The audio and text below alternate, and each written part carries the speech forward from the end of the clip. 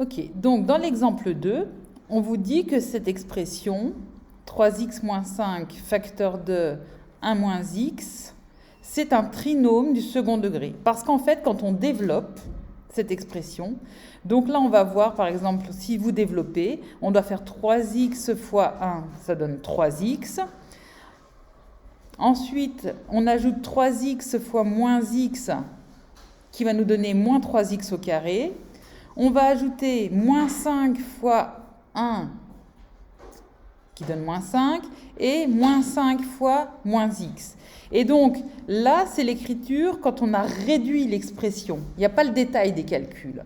Et donc, en fait, dans votre tête, vous pouvez très bien arriver directement à cette expression-là, soit en mettant sur votre feuille de brouillon que vous avez 3x fois 1 plus 3x fois, entre parenthèses, moins x, plus moins 5, entre parenthèses, fois 1, plus moins 5, entre parenthèses, fois moins x, entre parenthèses. Mais sinon, de tête, vous pouvez y arriver, mais sinon, vous faites avec la feuille de brouillon.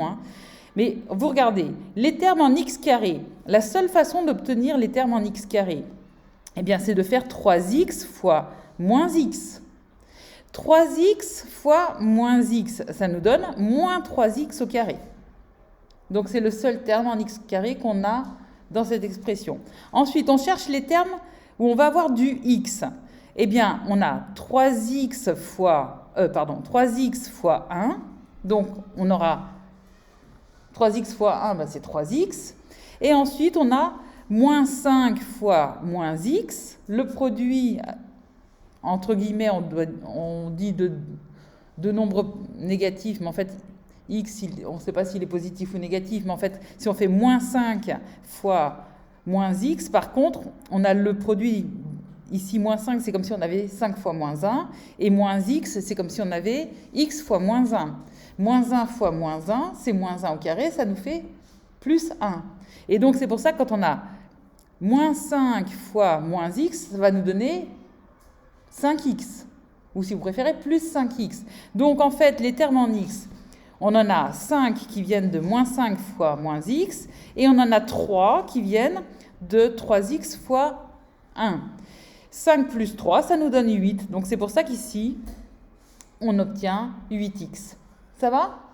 Et pour le terme sans x, la seule façon, dans ce produit qu'on a, d'obtenir un terme sans x, c'est de faire moins 5 fois 1. Et c'est pour ça qu'ici, on a moins 5.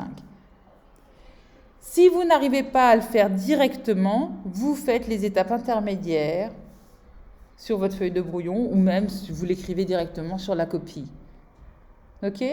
Mais vous devez être capable de vous entraîner progressivement pour obtenir directement ce résultat. Ça va? Et n'oubliez pas que quand on a donc des parenthèses comme ça, c'est de la forme a plus b facteur de c plus d, eh bien c'est la double distributivité, on fait a fois c plus a fois d plus b fois c plus b fois d. Ça va? Et si vous avez besoin d'exercices pour vous entraîner à la double distributivité, il y en a dans le parcours sur le calcul algébrique. Maintenant qu'on a vu que cette expression, on peut l'écrire sous forme développée comme ça. C'était simplement pour vous montrer qu'ici, on a un trinôme du second degré. En fait, pour trouver les racines de cette expression, on n'a pas intérêt à la développer, puisqu'on va utiliser la règle du produit nul. Donc, on va utiliser la règle du produit nul. Un produit est nul. Donc là, on a un produit. On a le produit de 3x moins 5 par 1 moins x. Ce produit, il est nul puisqu'il est égal à 0. Si et seulement si, l'un des facteurs est nul. Donc, ou c'est le facteur 3x moins 5 qui est égal à 0, ou c'est le facteur 1 moins x qui est égal à 0. Donc là, on revoit les rappels de troisième sur les équations. 3x moins 5 égale à 0, ça revient à avoir x est égal à 5 tiers. Et 1 moins x est égal à 0, ça revient à avoir x est égal à 1. Et donc, l'ensemble des racines, ou si vous préférez l'ensemble des zéros de cette expression, eh bien, c'est les solutions de cette équation. Et donc, comme on parle d'ensemble, eh ben, il faut qu'on mette, hop, les accolades pour dire qu'on a 5 tiers, 1, et on les met de préférence dans l'ordre croissant. 1, c'est plus petit que 5 tiers, puisque 5, c'est plus grand que 3. Donc 5 tiers, c'est plus grand que 1. Ça va? Donc voilà pour l'ensemble des racines de cette équation. Et parce que vous voyez, on dit les deux termes, mais on dit plutôt les racines d'une équation et les zéros d'une fonction. Mais des fois, on dira les racines de la fonction ou les zéros de l'équation. C'est pas très grave. Ça va? Des questions là-dessus? Et là, l'ensemble des zéros de la fonction f, on fait un espèce de z calligraphié, là, z majuscule, et on met un petit f en indice.